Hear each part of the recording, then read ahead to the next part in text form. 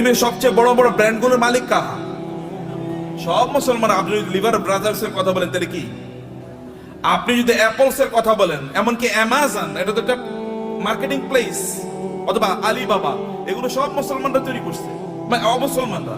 সবকিছু, সকল ব্র্যান্ডের মালিক তারা। তাহলে আমরা কি করলাম? আমরা কেবল খাই, ঘুমাই আর টয়লেটে যাই, এর বাইরে কোনো কাজ নাই।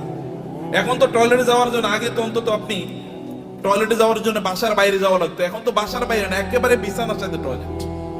কয়েকদিন পরে এমন টয়লেট বের হবে যে আপনি যেখানে শুইতেছেন ওইখানে টয়লেটের ব্যবস্থা হয়ে যাবে, বাইরে আর আপনার যাওয়ার দরকার নাই। কি প্যাথেটিক জীবন ব্যবস্থা! মুসলমানদের তো এটা করার কথা ছিল না। আল্লাহ তাআলা আপনাকে নির্দেশ করেছেন, ফাইজা কুদিয়াতিস সালাতু ফান্তাশিরু ফিল আরদি ওয়াবতাগু মিন ফাদলিল্লাহ। নামাজ শেষ মসজিদে বসে থাকা যাবে না। ওমর রাদিয়াল্লাহু তাআলার যুগে একদল যুবক নামাজের পর মসজিদে বসেছিলেন। ওমর লাঠি এনে তাদেরকে পিটাচ্ছেন, এখানে বসে আছো কেন?